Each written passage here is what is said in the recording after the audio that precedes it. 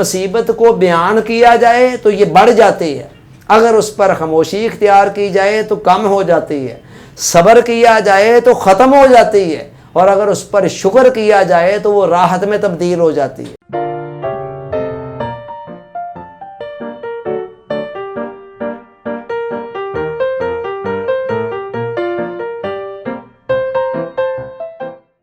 Dear audience, السلام علیکم۔ 5 minute lesson series میں ہمارا جو ٹاپک چل رہا ہے وہ ہے مسائل کا حل۔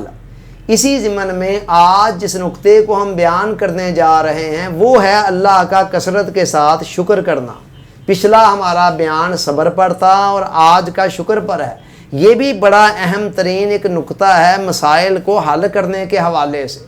یاد رکھیں کہ ہماری زندگی کے اندر 2 ہی قسم کی حالتیں عام طور پر آتی ہیں، یا پسندیدہ آتی ہے یا ناپسندیدہ آتی ہے۔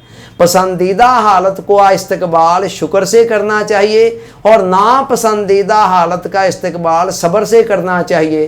اگر بندہ مضبوطی کے ساتھ ان 2 چیزوں پر کو تھام لے تو وہ 24 گھنٹے کا عبادت گزار بن سکتا ہے۔ چنانچہ عام لوگوں سے تقاضا یہ ہے کہ کوئی دکھ آ گیا، مصیبت آ گئی، تکلیف آ گئی تو آپ صبر سے کام لیں، اور اگر اللہ کی طرف سے کوئی راحت ملی ہے، آسانی ملی ہے، کوئی نعمت ملی ہے تو اس پر اللہ کا شکر ادا کریں۔ عام لوگوں سے تقاضا تو یہ ہے، مگر خاص لوگ اس سے بھی آگے جا کر ان کو کوئی دکھ، تکلیف، مصیبت، بیماری بھی آتی ہے نا تو وہ اس پر بھی شکر ادا کرتے ہیں۔ کیوں شکر ادا کرتے ہیں؟ وہ کہتے ہیں تیرا غم بھی مجھ کو عزیز ہے کہ یہ تیری ہی دی ہوئی چیز ہے۔ وہ دکھوں اور غموں کو بھی محبوب کا تحفہ سمجھ کر اس پر شکر ادا کر رہے ہوتے ہیں۔ تاہم یہ تو خاص لوگوں کا حال ہے۔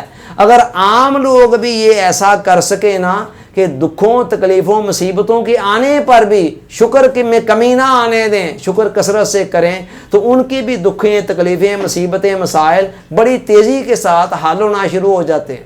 اب سوال یہ ہے، ایک اور بڑا خوبصورت قول ہے کسی دانشور کا، وہ کہتے ہیں مصیبت کو بیان کیا جائے تو یہ بڑھ جاتی ہے، اگر اس پر خاموشی اختیار کی جائے تو کم ہو جاتی ہے، صبر کیا جائے تو ختم ہو جاتی ہے، اور اگر اس پر شکر کیا جائے تو وہ راحت میں تبدیل ہو جاتی ہے۔ سوال یہ ہے کہ ایک عام بندہ شکر کیسے کرے کسی دکھ، تکلیف، مصیبت، بیماری کے آنے پر؟ جواب یہ ہے کہ اس حال کے اندر بھی کئی نعمتیں ایسی ہوتی ہیں جن کو انسان انجوائے کر رہا ہوتا ہے۔ مثلا ایک بزرگ سے پوچھا گیا جی کیا حال ہے؟ اب ان کو تھوڑا سا بخار تھا اور انہوں نے بخار کو بیان کرنا تھا، تو اللہ والے کوئی اس طرح کی مصیبتوں کو بیان کرنے میں بھی یہ سمجھتے ہیں کہ یہ بھی محبوب کا ایک شکوہ ہے جو ہم کسی تیسرے کے سامنے کر رہے ہیں۔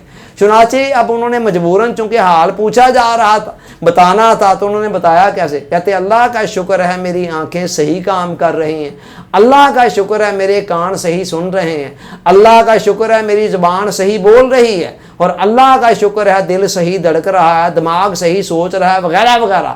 اس طرح 5-7 چیزوں پر شکر ادا کر کے کہنے لگے بس یہ تھوڑا سا بخار آ گیا ہے۔ تو آپ دیکھا آپ نے کہ اس حال کے اندر بھی شکر ادا کرنے کے لیے ہمارے پاس بہت کچھ ہوتا ہے، اگر انسان کا یہ مزاج بن جائے۔ شکر کرنے کا بہت بڑا فائدہ جو اجر و ثواب ملتا ہے وہ تو ملتا ہی ہے، ساتھ اس کے 2 نیٹ رزلٹ یہ ملتے ہیں کہ ایک تو آپ کے پاس جو نعمتیں ہیں ان کی حفاظت ہو جاتی ہے، اور دوسرا ان میں مزید اضافہ ہونا شروع ہو جاتا ہے۔ قرآن نے کہا لَإِنْ شَكَرْتُمْ لَأَزِيدَنَّكُمْ، لوگوں اگر میری نعمتوں کا شکر ادا کرو گے تو نعمتوں کو اور بڑھاتا چلا جاؤں گا۔ تو جب بڑھیں گی تو اصل کے وہ قائم رہتے ہوئے بڑھیں گی نا، یعنی اصل بھی قائم رہے گی، ساتھ اور ان میں اضافہ بھی ہوتا چلا جائے گا، اور جتنی زیادہ آپ کے پاس نعمتیں آتی جائیں گی اتنی ہی زحمتیں، مسئلے، مسائل آپ کی زندگی میں کم ہوتے چلے جائیں گے۔